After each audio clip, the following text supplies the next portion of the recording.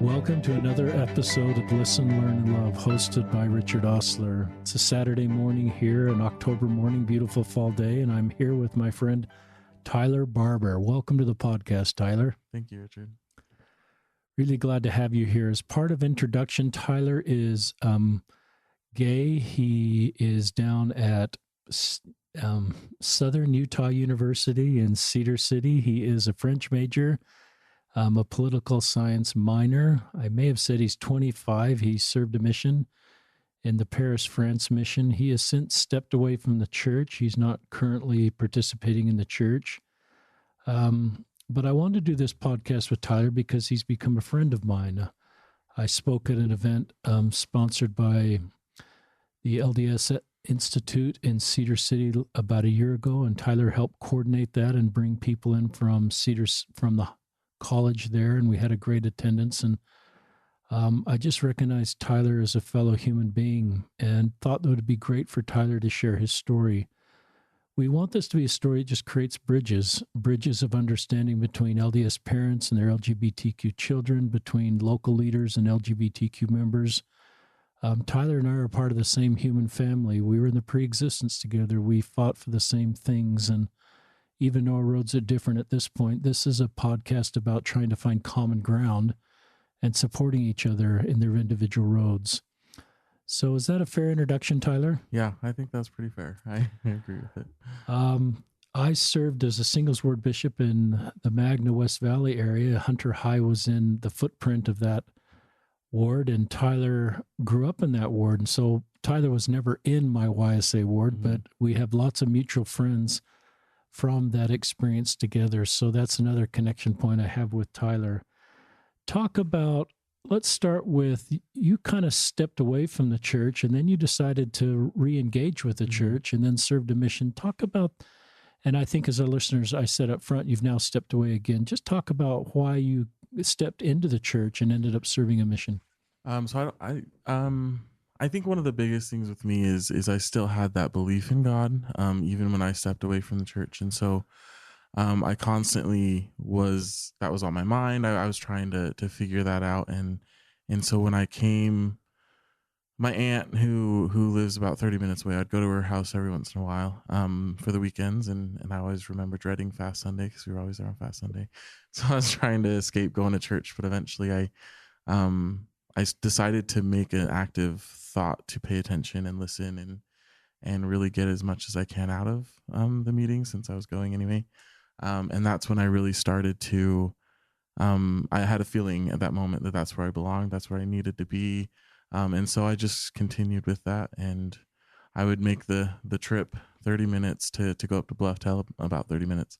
And I'd go to church there because I felt better and safer at that ward. And I felt like I belonged. And I met a lot of great friends there. And yeah, so that started the journey. Then I started to go to seminary, and I, through some of the friends I already had who was in the church, they helped me and supported me. I met more friends, and it helped me to kind of dive in more. Even though I was still kind of reluctant, there were still some things that I was taking it slow. But one thing that I always remembered was, if I was really seeking for the truth, then why don't I just accept that into my life? So that was kind of something that I felt at the time was beneficial for me to go through. And I definitely would say I had a really strong testimony up to the point where I'd study almost constantly, it seemed. And I got really passionate about the church. And that's what eventually helped make that decision, I guess, to go on a mission. Because I was never really fond of leaving my mom for 2 years. And that was always the struggle I think I had with going on a mission. But when I graduated, or at least was about to graduate, I didn't feel right I was accepted at SUU when I was right around the time I was graduating high school, but I decided not to go because it didn't feel right.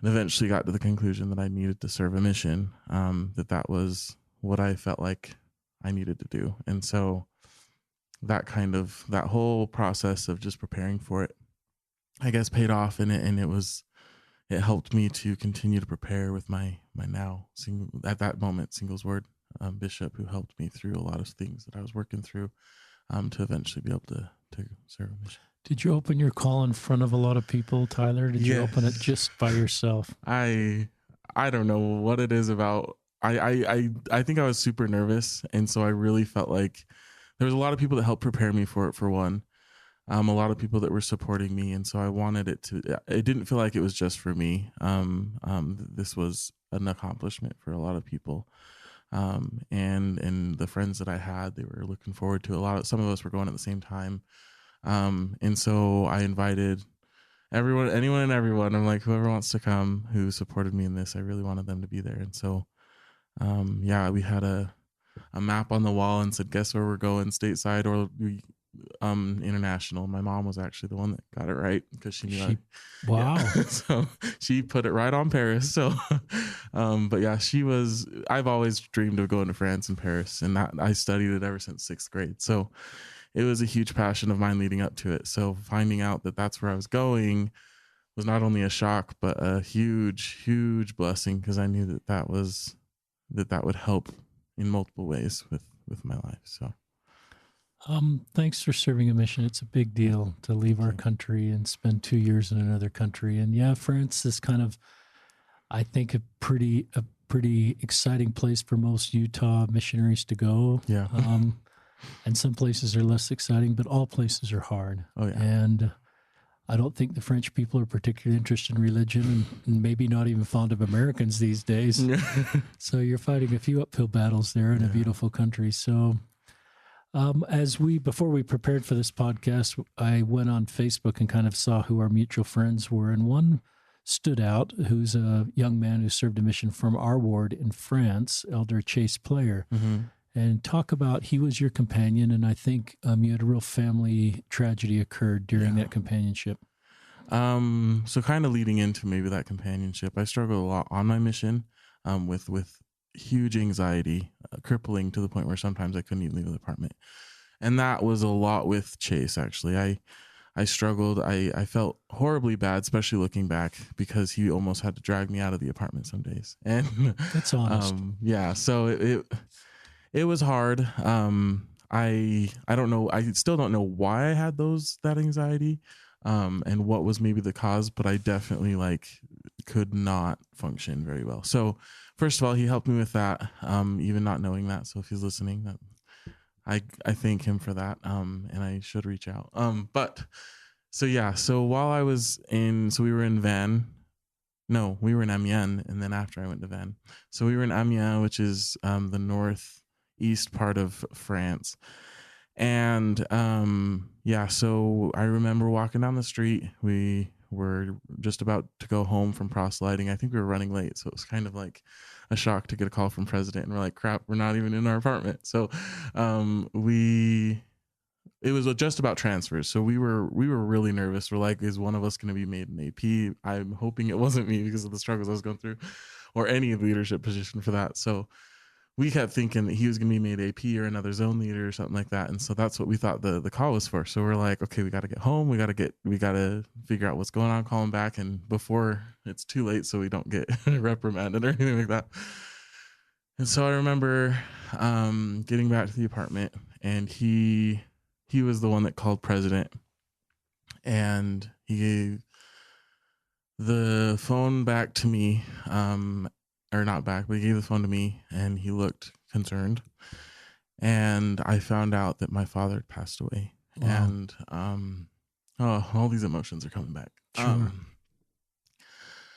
And it was particularly hard because I didn't really have a good relationship with my father, especially my whole life, really. So, but leading up to my mission, I was very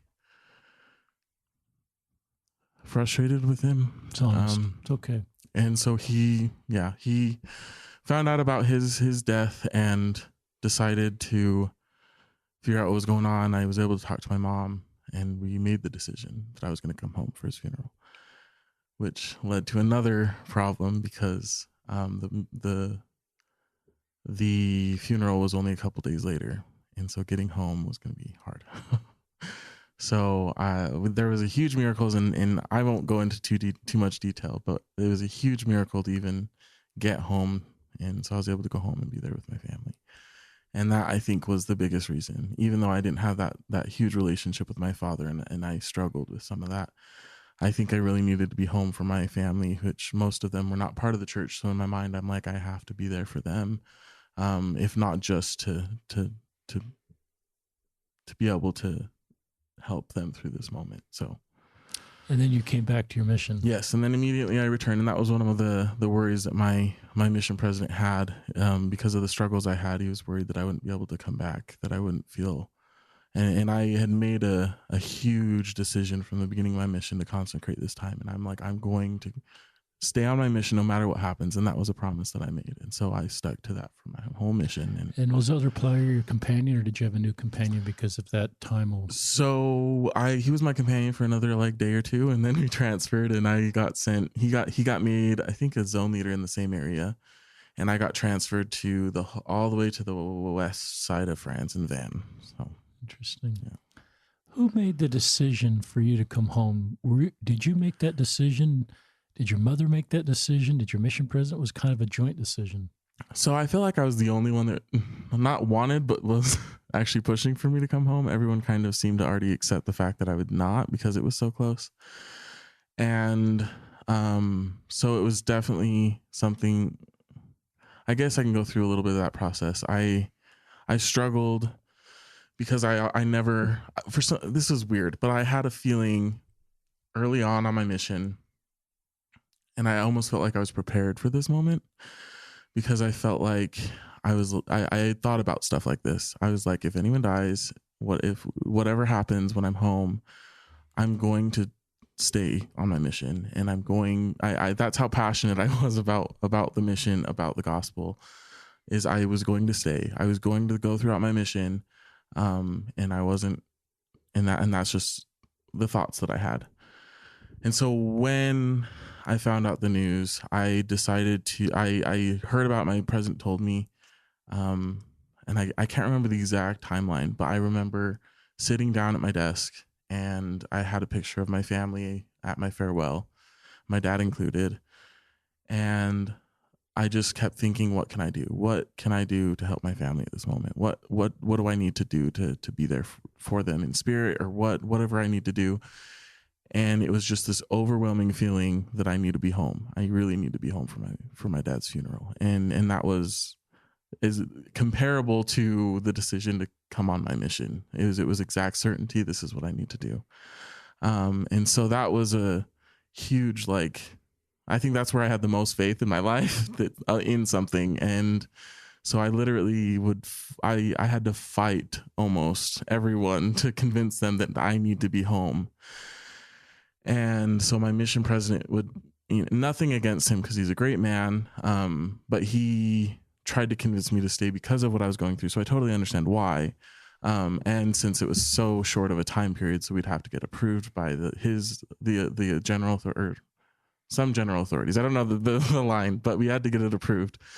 And it was a process. In that process, it was late at night, so it was hard to get that through. So, it was about a 3-day period that this all happened. I'm starting, it's all coming back to me. So that first night is when we started that process, or I think it was the next day. We started the process, but it didn't happen till late at night. And so I remember going to bed saying, I'm going to keep that phone right next to my bed. If it calls, then we're going to go ahead and we're going to find a way to get to Paris and get on the next flight in the morning. So once that approval went through, my mom even said, I don't want to convince you to do anything. She was very trying to help me make that decision, but also it's going to be hard to do. But yeah, so long story short, because I don't want to go too long, but I remember that moment when I finally got the authorization, and I can't remember everything that went down, but ultimately we got the authorization. We ran to the train station, got a ticket real quick. We got to the train station. The train was delayed, and so we were waiting on the train. And my mom had called me after calling president, and she said, there's no flight. There's no more flights. Like, you missed the last flight back home, because she used to work in reservation. She works at Delta, so that's the only way I was able to do it. So she worked in reservations. She knows very well how to look at the flights. And so I was not devastated yet. I was like, there's another flight. And I told her that I'm like, there's another flight because I need to be home. And so I kept pushing that, and she's like, I'll check, but there's not another flight. So we get on the train, we're waiting, and Chase, he, bless his soul. No, he said, we really have to talk to President. We have to figure out what's going on, because the office elders, they had messaged us and said, are you still coming? President said, you're not coming anymore. So we're like, we have to talk to President. And I'm like, let's just wait till the train goes. And that was, I don't know if I should admit that, but I was adamant on getting home because I knew that's what I needed to do. So yeah, we ended up calling President. He pretty much told me, I don't remember exactly, but I remember feeling at least that I no longer had authorization to leave. That it was no longer like that I had to stay now because there's no flight. And so I went back to my apartment, and I was devastated because I knew I had to be home, and now I felt like I couldn't, and everything was lost. And so I get home, and once I get home, my mom called me and she said, I don't know how you knew it, but there's a flight. And so I'm like, it's too late. I can't leave anymore. The train is gone. Like, I can't do, and I was just bawling. I couldn't even talk. I was devastated. But then Chase called mission president because I felt like I couldn't, because I was just crushed. And he explained it to President, and President said, well, of course, like, he's got to go. And so it switched. And when I found that out, I finally got my composure back, and we ended up going to the train station. But the train that we saw that was supposed to be there was not one to leave until after the flight was going to leave. So we were stuck again. Well, thankfully, at that moment, we had a couple missionaries that were working on our apartment because we had some mildew and stuff growing that was potential mold and all this stuff. So I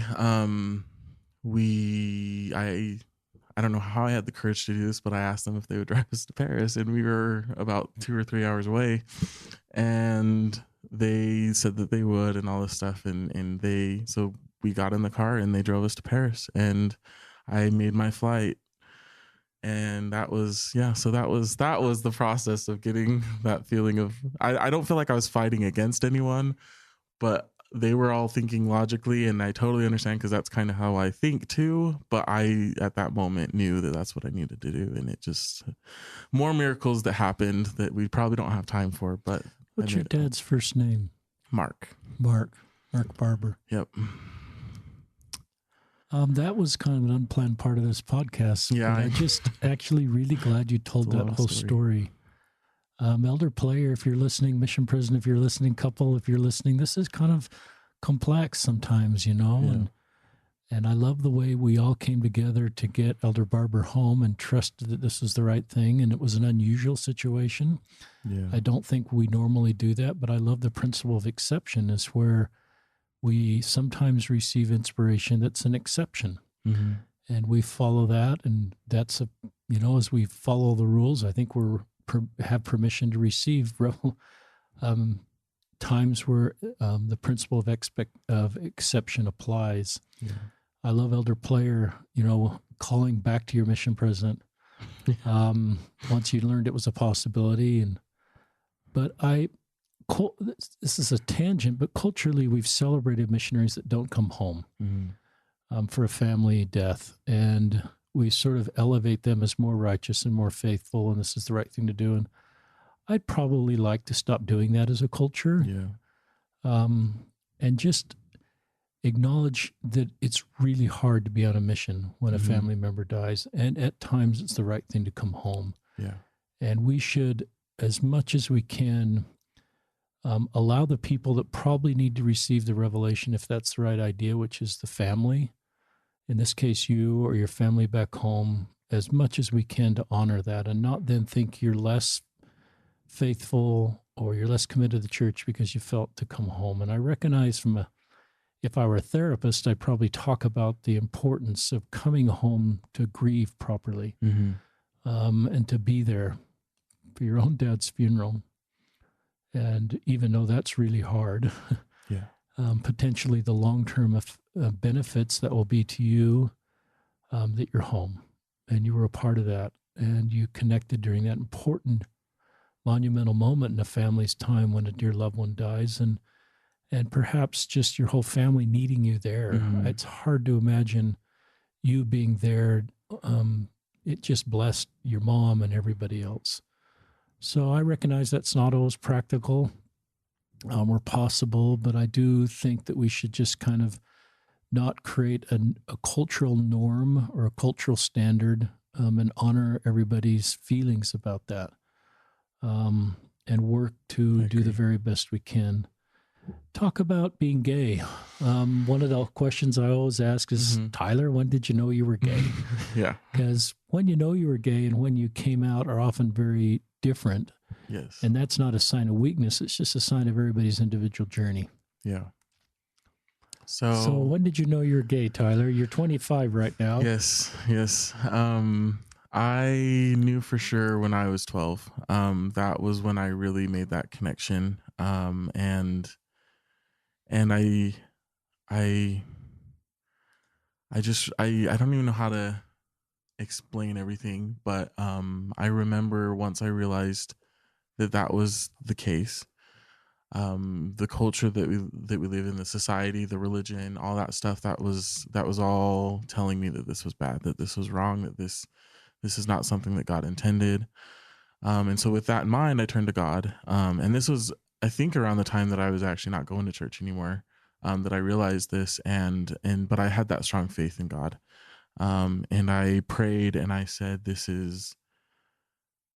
I prayed to have him take this away from me, that to make me straight, because I can't live like that. That this has got to be, there's got to be a way to remove that from me. And then when that didn't work after a few months, I remember praying even harder for him to just love me, to accept me for who I am.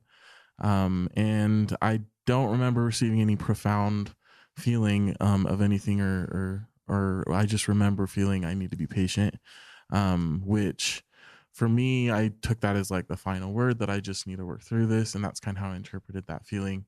And so I just kept working at it and trying to just push it aside and work towards living my life, living the life, and especially when I came back to the church, trying to just go with a plan, other than my mission, but that ended up happening, which I'm grateful it did. But but just, marrying in the temple and finding a woman, and eventually Did you that make was the deals goal. with God to be straight? Not Like, actively. did you think the Not mission that I would remember. make you straight? I did, but I don't think that was like the main thought. But that was definitely, now that I look back, it felt like it was a huge motivation. But I didn't think of it as that at the moment. Like it was, I don't know how to explain it, but it wasn't the motivation, but it was definitely in the background of my mind. There was a lot of things and a lot of reasons that I realized why I felt like I was pushed to go on a mission. And some of them were spiritual and some of them were It's honest. to redeem myself and redeem my family, because I was the youngest and the only one that was going to serve a mission. And my other brothers had left the church. And so it was just me. My mom wasn't even active. And so it was just me that was kind of trying to pull this spirituality back into my family. And It's a lot to carry. yeah, You've now got that I a look lot. back, yeah. Yeah, I mean, you've got a lot going on there. And Yeah. doing all that as a straight Latter-day Saint, but then being gay Yeah. and doing all that's pretty heavy load. But your motives are great. This is one of the things I know about you, Tyler, is it seems like everything you've wanted to do is to do things for the right reason. I try. And you're not perfect, and I'm not, but I love your motive and your reason for wanting you. to serve a mission and help the people of French. And I'm glad Elder Player was your companion. He's just a great young man from our ward and quite the entrepreneur. I remember him doing lots of entrepreneur things, and just a great young man, great family. Talk about the most difficult emotional time for you. And that may involve, you don't have to really disclose this, feelings about suicide. Most of the LGBTQ people I meet with have really dark times and feelings about suicide and just sort of at the end of the rope. And the other reason I want you to talk about is just kind of because I think you may give hope to others that are in that space right now. When was and maybe it comes and goes. So maybe it happens all the time. Just talk about the hardest times emotionally for you. So I think the first time that I actually realized that was a risk was right after my mission. I was just about to graduate from Salt Lake Community College. I had tried dating women in the past, and I tried a couple people in the church, and then I really felt a strong connection with someone who was raised in the church but then left, and their whole family left, and so part of me was like, well, at this point, I feel like I was even, because my mind was so focused around the church, leading when I was on a mission and even after, and I was trying to live the best way I can within the church. So I even thought, well, if I can find someone that I connect with very well outside of the church, even that would be good. And part of me almost feels guilty for thinking that now, but like that was my mindset. And I still love, and I love this woman, and we dated for about a month, but I couldn't even kiss her. I couldn't, like, there was just something holding me back. And I had the same feelings that I felt when I started trying to date when I was younger. It was just huge butterflies. Like, I don't even know if I should call them butterflies, because it was not a pleasant feeling. It was not a good thing. Like, it was extreme anxiety is maybe what I could call it now. But I couldn't bring myself to fully enter into that relationship. And so yeah, that led me to a feeling of, this is all, it's not, like, I can't heal myself of being gay. And I kind of came to that realization. It hit me a lot after my mission. But I felt like, well, I'll talk to, if I find a woman that I feel like I can live with, I'll talk to them about it. And before I knew the terminology, because this is before I even looked into anyone else being gay in the church, like this was me trying to do it alone. And that was probably not the best thing. Like with my bishops and with people, I would talk to them about it, but not having any other knowledge of people who went through this. And so so that led me to the thought of, eventually I felt like I had to either, I saw myself as having two choices.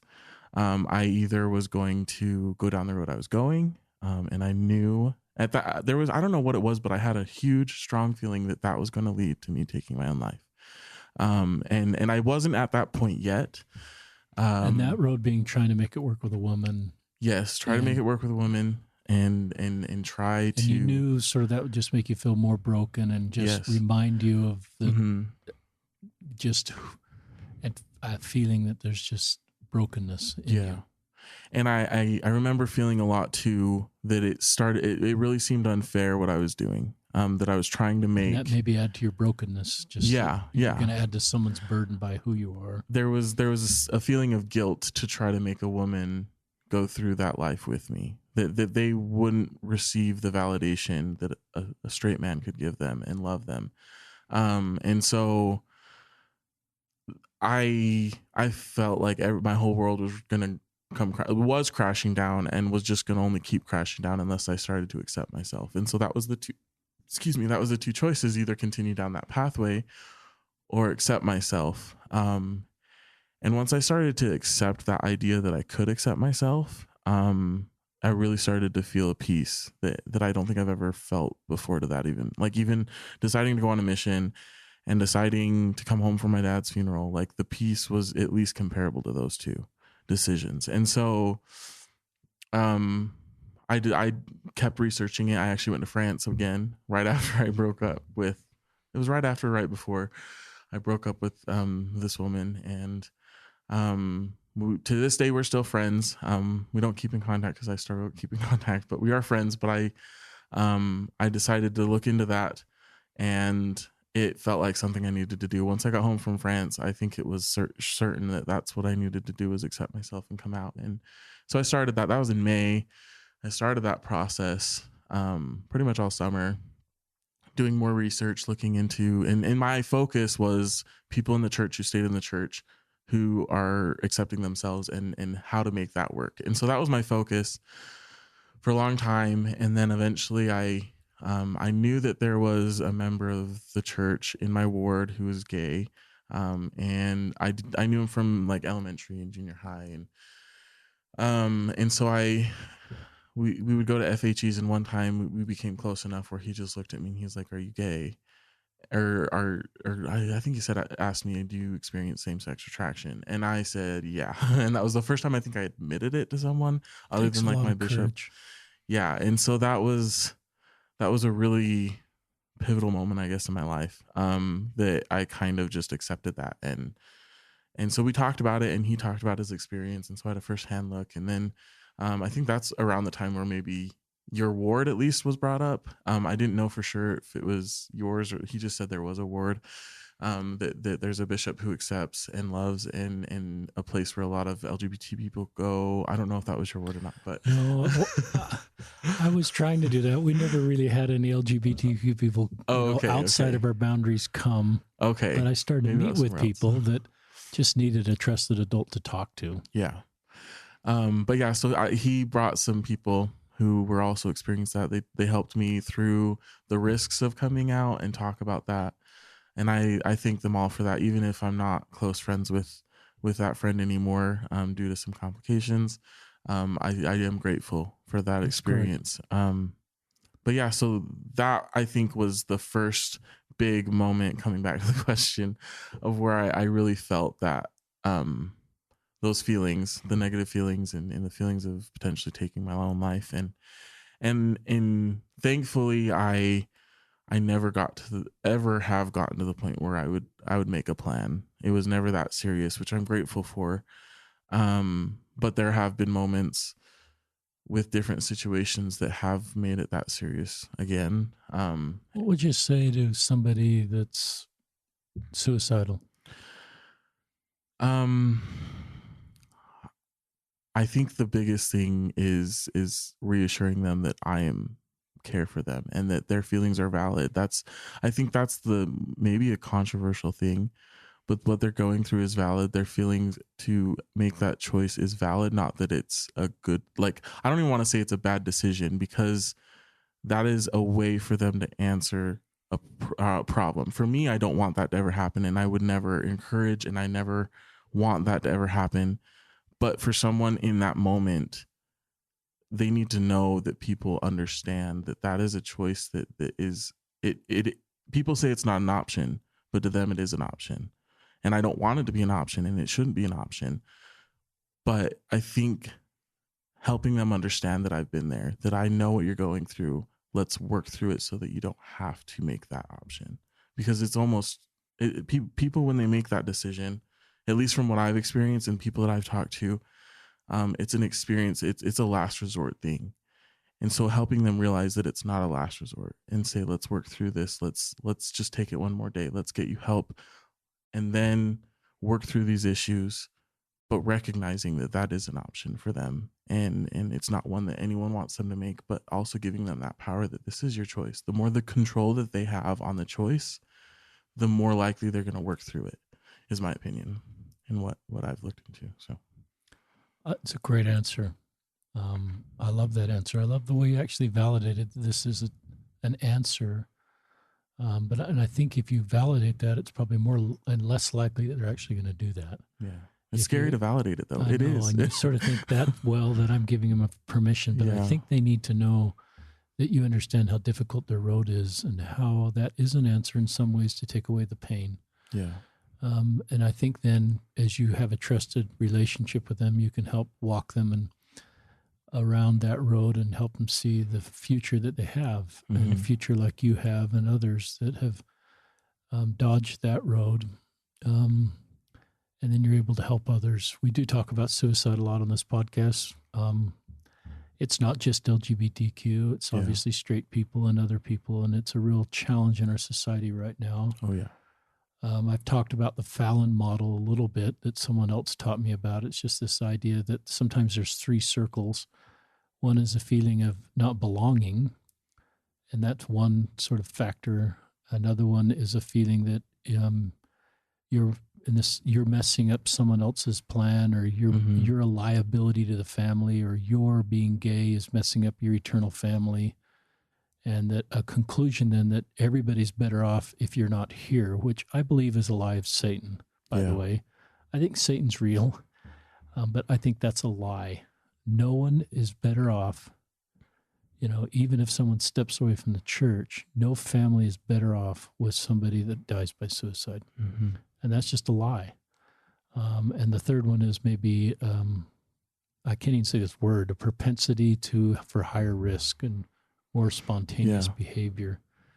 So thank you for sharing that. It's tender stuff, Yeah. Tyler. And my respect for you is pretty high for being able to talk about that. Some of the very best people you. I know have been very close to suicide.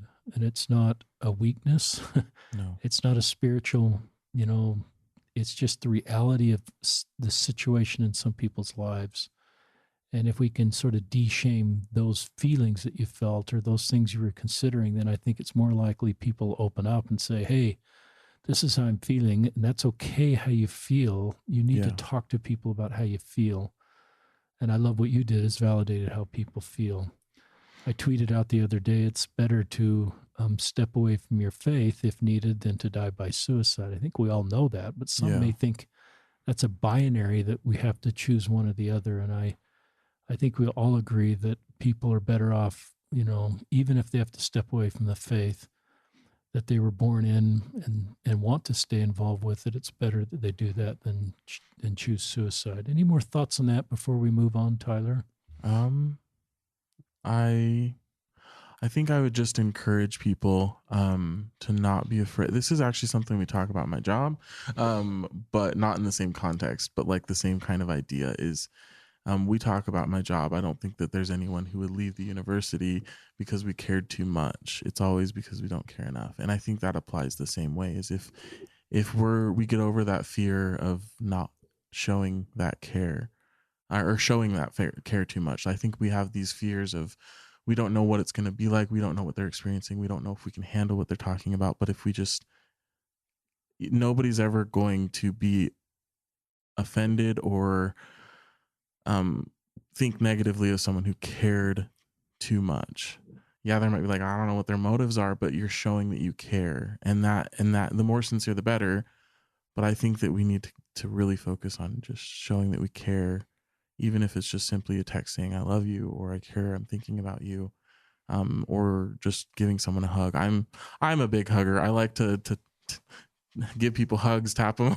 Like I'm a touchy person. That's how I show my affection for even just people that I care about. And so that's my opinion, is just show that you care over anything.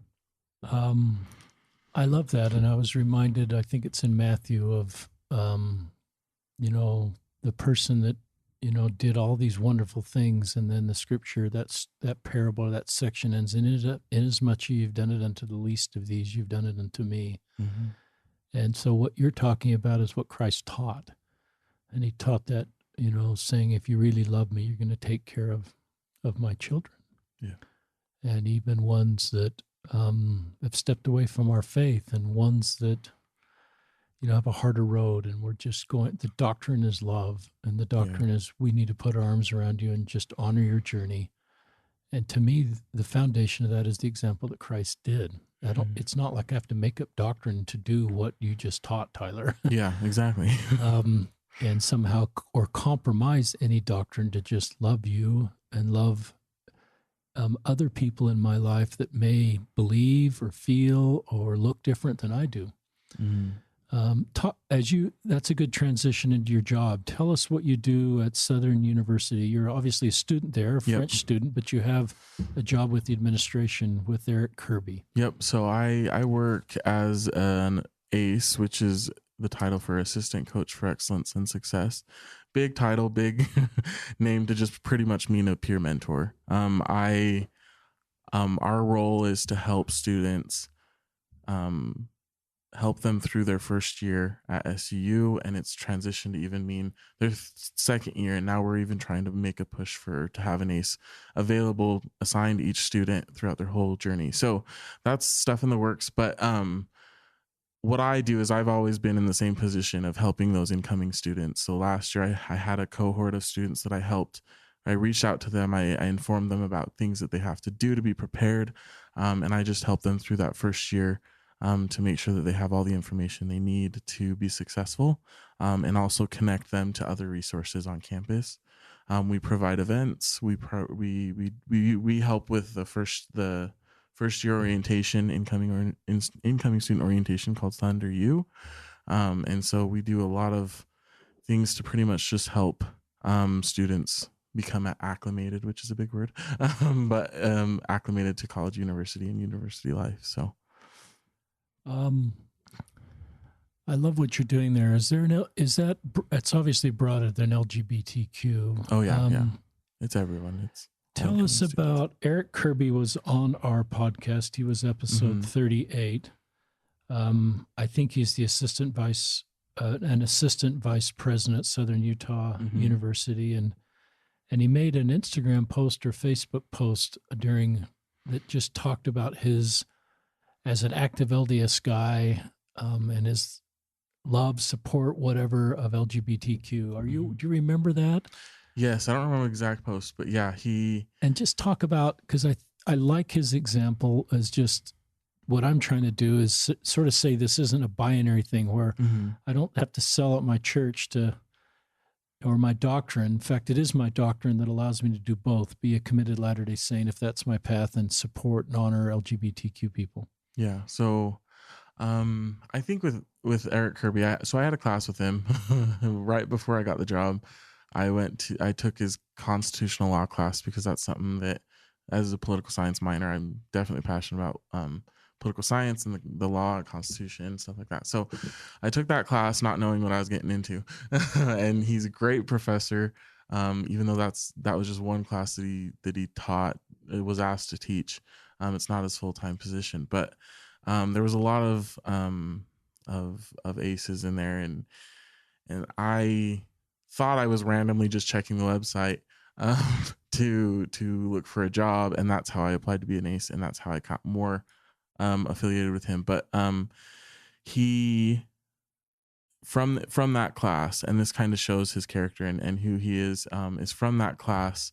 The first day before we even met him, he knew, I would say, 99% of our names. I maybe Really? He messed up once. I don't know, but I'll give that maybe little variable. But yeah, so he knew all of our names. Those of us who at least took our picture before and put it on the thing. So he took the time to and that's kind of who he is. He takes that time to get to know people, and that's how this program's so successful, because he instills that on us, and he knows how to really show people that he genuinely cares. At least for me, that's my experience with him. And I've heard others talk about it, but he would always talk to me in the halls. And whenever he saw me, he would come over. Even if he was walking down with the president of the university, he would walk with me or come over and check up on me, see how I was doing.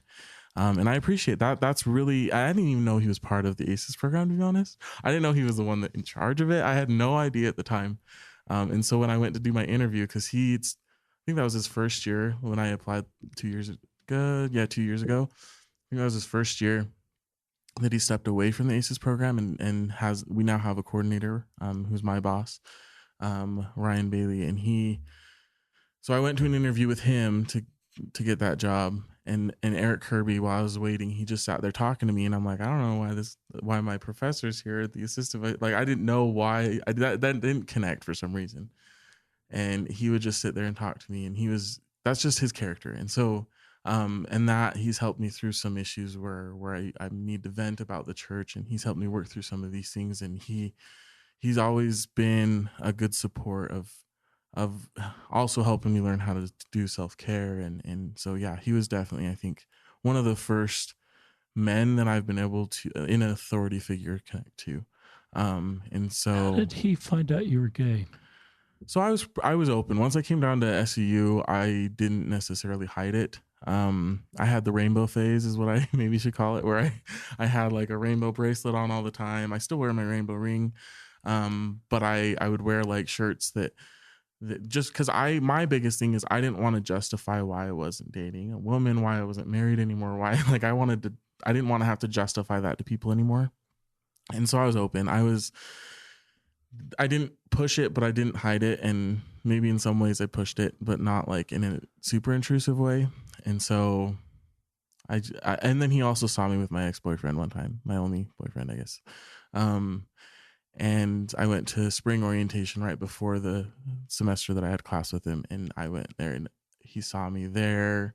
And then I was walking to class and he saw me with him and we talked. And so I think ever since I knew him, he knew. So I was kind of introduced as that's who I was, not like as my only identity, but he knew that from the beginning. I found his tweet.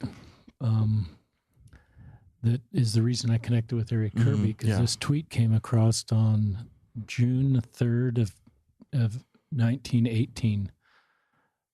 2018, sorry. We didn't have Twitter, and we didn't have Twitter back then. So anyway, this is only a year ago and 6 months ago. Eric M. Kirby, if you want to follow him on Twitter, he's at Eric M. Kirby. I'm a straight male Mormon. He'd probably say LDS now. Mm-hmm. So what does Pride Month have to do with me? You know, he's married, he's got a family.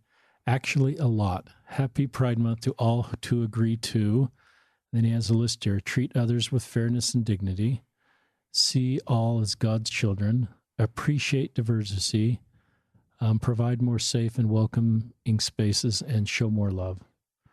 It's got like, you know, at the time it had 2,300 retweets and 17,000 likes. And that was the space I was trying to step in.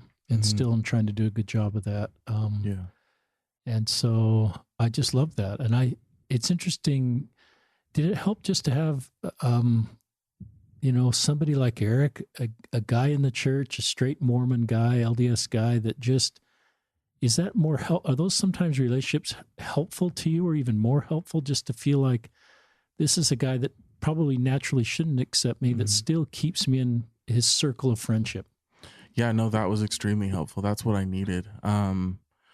Because for me, I still struggle with a lot of things with the church, with even the LGBTQ community, and feeling like I fit in there. And I feel I'm always kind of in the middle where I feel like I don't know where I fit in still. And I'm learning to be comfortable there because I don't know if I want to fit in I have to trot around my words because I don't know how to express it, and I don't want to, but I don't know if I want to fit in a realm where I'm expected to be someone that I don't know if I'm fully that.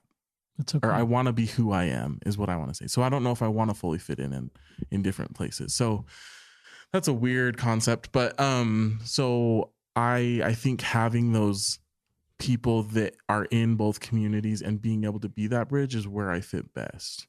And so with him having someone like that is exactly what I needed. And I've built up many relationships like this. And so I'm grateful to have relationships on all sides of the conversation, to a certain degree. And that's where I feel best because I'm kind of a people pleaser, I've noticed. And growing up, I was always the people pleaser. And that's not necessarily something I try to do, but it just happens. And I try to bring people together. And that's kind of a strength that I've realized through this job. And looking back that I have that desire of inclusion and including people. Definitely I'm weaker at it when I struggle. I've realized that also. But I think that going back to that topic with Eric Kirby, I think he embodies someone who I feel safe I can go to about things. And he's trained many people that I interact with due to my job, or he just interacts with people like that, who are the same way. I have many people that I know in the church that I can go to and talk to and just be friends with. We don't have to dive into anything. We can just be friends, and we can, and regardless of who we are, what we believe, stuff like that. And that's just. Do you have people in the church that you can talk to about your frustrations with the church? I think that's where I'm starting to realize that I don't know if it's even fully fair. to push that on people. I Really thoughtful answer. Yeah, it took me a while because I think initially I'm like, I have to express these frustrations.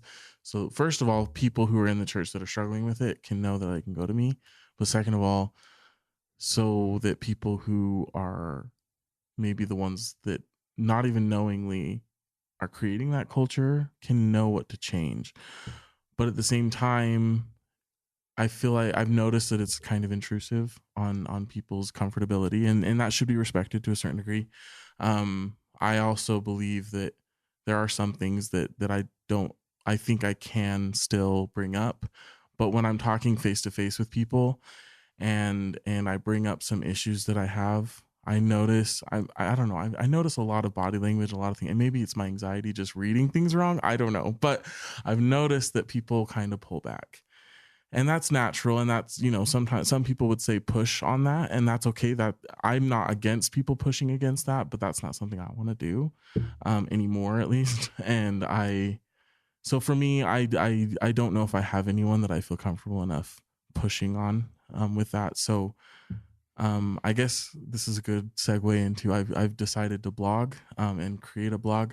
And so that's kind of where I've started to focus my feelings and frustrations and things that I go through. I don't even know if I want to say frustrations, but experiences that seem to be taboo, issues that I feel like weren't working, and the reasons why I left the church, maybe more specifically, and issues that I struggle with related to that, or either other taboo conversations.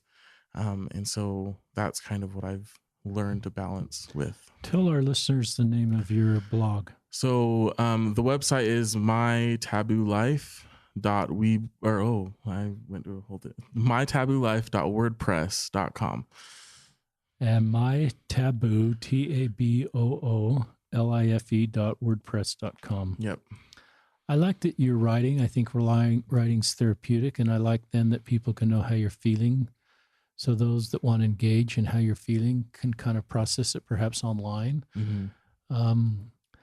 I do also hope that we are able, I love your sensitivity. You maybe don't want to fully open up with your frustrations about the church to committed Latter-day Saints, because it may be more than they can handle. Yeah. And it may be hard for them to hear those kind of things.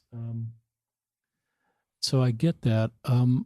But I love the way, I kind of go back to what you talked about suicide, Mm-hmm. that you needed people you were trying to, in your talk about suicide earlier in the podcast, you honored how people felt. And you felt that was a principle of ministering to them to keep them from potentially going through a suicide, and even saying, I understand how you feel. And that's actually, without inviting them to do it, you recognize that's an option that's obviously that they're considering, even though it's an option we both not want them to do. Yeah. So I sometimes wonder, I don't know if that's fair to ask. I just love the boundaries you're trying to create, where you're not trying to you're so sensitive to other people that you don't want to add to their burden. But I think it's a principle of ministering, is that if we in the church can hear stories like Tyler's and maybe hear a frustration or two, even if we don't feel that way, or we feel like it's not, we just honor how people feel, without a need to sort of cause them not to feel that way. And it's just your lived experience. And so it's kind of just, it's a real thoughtful discussion, but I think it's a principle that we can do. And I sense that there are some people in your life that are trying to do that, but I also love this idea that it's hard to totally belong in the LGBT community. That's true for people with connections to the church. And it's hard for you to totally belong in the church right now, as you've stepped away, obviously. And if you feel like your path is to be in a same-sex partnership, there's not really a path to do that in the church. So that can create, back to that circle of those three circles of suicide, a real feeling of not belonging, because you don't really belong anywhere now. Yeah. And definitely. I love that, but I love your maturity, Tyler, and that you're just saying, I'm kind of taking care of myself right now. I don't really need to figure out everything right now. And I love that where you are right now. Thank you. That's kind of my advice to a lot of LGBTQ people in their 20s, even teens, is to go slow. You don't have to figure this all out right now. and you need to take care of yourself. You need to become the very best self you can be. I've always thought we make best life decisions when we're our best personal selves. And more thoughts on that? Yeah. So I guess it's important to say, because when I first came out and first started to step away from the church, I definitely maybe didn't practice the same concept that I'm speaking of It's okay.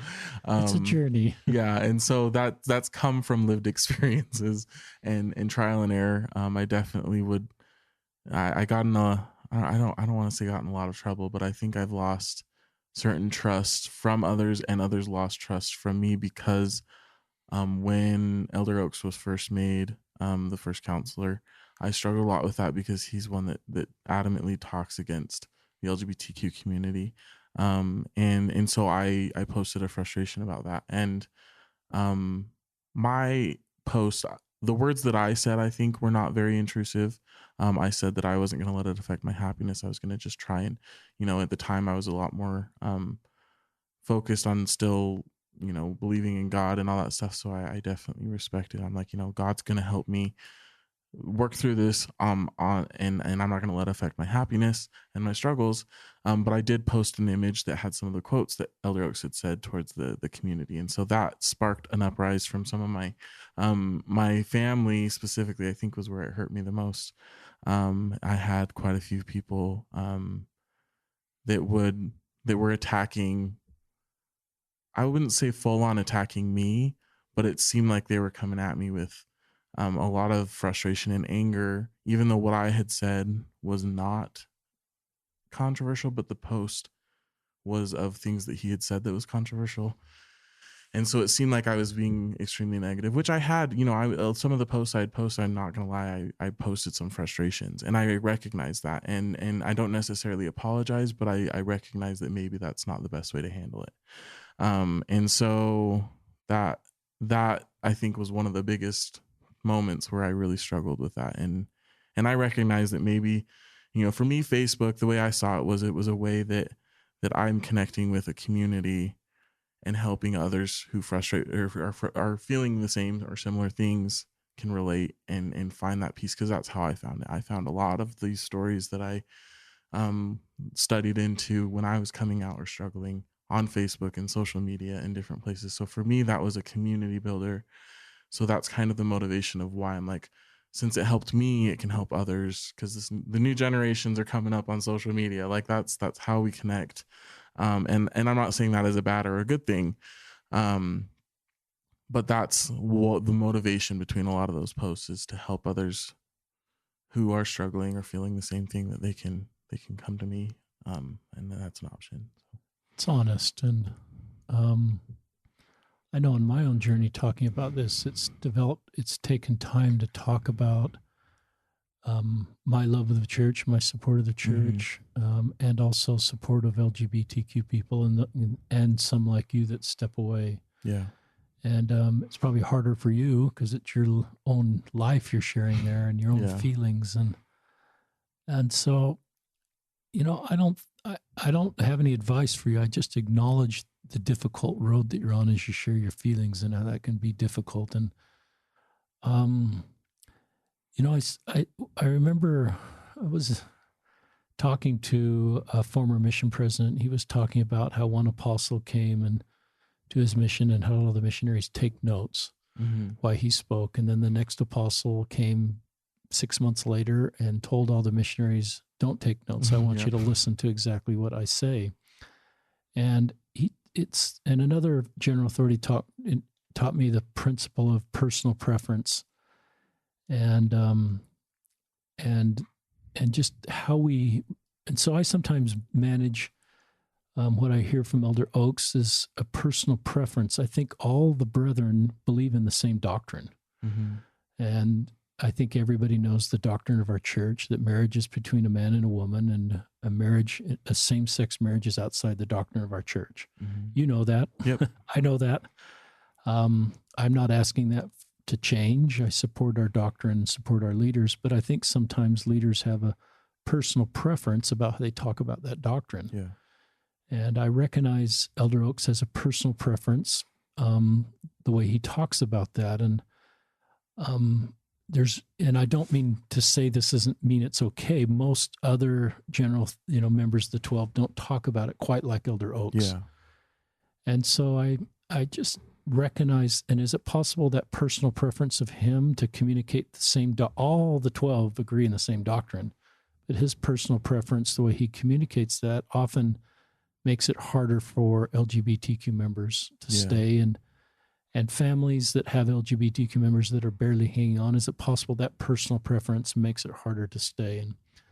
And so that's the way I kind of manage it. But I just, and so does that mean I'm not supportive of Elder Oaks? No, I'd sustain and support Elder Oaks. I hold a temple recommend, but I just recognize that at times our leaders have a personal preference, the way I talked about a subject and a doctrine and and it's just kind of the way I navigate that. But I do recognize that my personal preference at times, the way I talk about things, may be upsetting to other traditional members. When I serve as a bishop or served in other callings, I probably at times, created pain for other people, the way I conducted a meeting or the way I talked about a group or a lack of following up or something I said. And so I'm just an imperfect leader, and in a church that I believe just is, I believe in our church and I believe in our doctrine, but it doesn't mean we're perfect. So it's just, I think it's good we talk about it. I recognize that it's difficult for LGBTQ members. And so some, when conference comes around, are kind of because they felt kind of some church-generated pain or even trauma, they then, when conference comes around, they kind of get reminded of those difficult times. And then they need to kind of separate themselves from potentially being re-traumatized. Yeah. And so it's just complicated, but that's kind of the purpose of this podcast, is talk about complicated stuff. And the principle here I'm trying to communicate is Tyler and I are having different experiences in the church. Yeah. I'm having a really good experience. Tyler has had a really good experience at time and has chosen to step away. And how do I feel about that? Well, I mourn a little bit because our church is worse off without Tyler. And I look at the man across the table from me and his gifts and his contributions and his Christ-like attributes and what he did in France. And I recognize we're worse off without Tyler.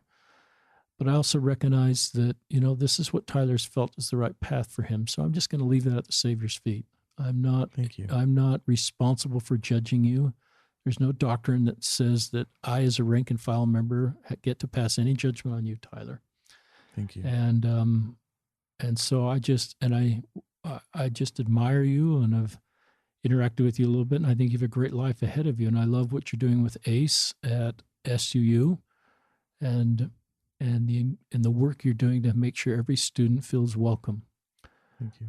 At Southern Utah University. And I think you're gonna have a great life ahead of you. Thank you. But that was kind of a long talk. Any more thoughts that come to your mind? I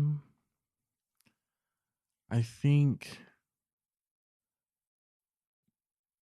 the biggest thing is just, I hope people, because when I left, when I started distancing myself, I felt a huge separation from people in the church, and almost to the point where I don't know 100% who I can trust, because I was leaving the church for not only reasons of being gay, but also for the way that I was treated and my family was treated growing up in the specific ward that we were in. And we struggled a lot with that, and that you can read more about that on my blog. I'm going to be talking about a lot of different things that I've experienced. But I think the biggest thing was I think I encourage people to try to maybe see from other people's perspective and not judge immediately. And I know that's hard to do, because it's someone who apostatizes from the church, and that's the way the church looks at it. And I understand that. It from that perspective, it may seem like they are actively going against the church because of some malicious reason or anything like that, and that can come across as a fear, and I get that. However, I think for the most part, it's usually where people have been hurt. And in all honesty, I'm not saying I made the decision because I wasn't given enough care and that would have changed it 100%. I don't know, but I know that if I think the people that were closest to me um, were willing to have those conversations and at least help me talk through some of these things instead of pushing me away. And I'm not blaming it all on them because I think I pulled away too. It's a mutual thing, but I think the biggest thing to get out of this experience is if I knew that there was people I could go to in the church that were active, that were already, because reaching out to other people who you don't know as well, like you in this situation, I didn't know you very well. Right. And so it's not the same as being able to talk to, like, if a family member that is willing to sit down and validate what I'm going through, but yet still encourage me in ways that's faithful for the church. Like, there's a way to just listen and be there for people without and I don't know what I'm trying to say, but the biggest thing is just love. Even if people decide to step away, that's why I appreciate this podcast so much, because you are creating that space. You're creating that culture shift, hopefully, that we can still embrace people. But that's something I struggled with, is a lot of people, I think there's this, and maybe that's a lot in my mind, is what I'm trying to say too. I agree. Is that in my mind, I think that there's that culture that we expect a lot, that people are going to act this way. And then when people do, we expect everyone's going to be that way. And it's kind of that weird shift. And so sound in that if a potential yearning to have been able to stay, if the right sort of people could have kind of walked with you in this really complicated road, and maybe your outcome would have been different. And I don't invalidate your current outcome in saying that. I just recognize that you're wondering sometimes if some really trusted people could have heard your journey and just, I called it walking with the YSAs. Some YSAs were clearly not coming to church and had no desire to come to church, but they'd meet with me. One guy just wanted to overcome meth. He had no desire to come to church. And I just said, well, I'll help you. You set the agenda, and I'll sort of walk with you the best. Now, if he wanted to join ISIS or wanted to become a sex trafficker, I'm not going to walk that road. But I don't know if that's, sort of like, I'll walk this road with you, Tyler. My job as your priesthood leader, I'll always stand for the church and invite you to follow the church teachings, but I'll walk with you. You set the agenda on what you want to talk about and how you're feeling, and I'll be a safe place for you. And in the back of my mind, I'm thinking that might increase the likeliness you'd stay, but I'll just let you set the agenda. That's our doctrine in some ways. Agency to decide your own, self-determine your own path. So I don't know if that feels like consistent with what you've been sharing. I think you explained it better than I did. Well, but I think that's exactly, because I have relationships where I feel like me leaving has ruined that relationship, and that we can't even talk the same way we did before. I have a lot of I'd say a handful. Thankfully, not more than, but some of them I just struggle to keep in contact with. So it's okay. Yeah. But there are some that I mourn the loss of the relationship that we have because of. I think I know the answer to this question. Do you want the church to fail? Do you want other gay people to leave the church? No, if that's not their journey, I know for people who are LGBTQ, it's going to be hard to stay. But if you want to do that, that's your life, and you should have that power to stay.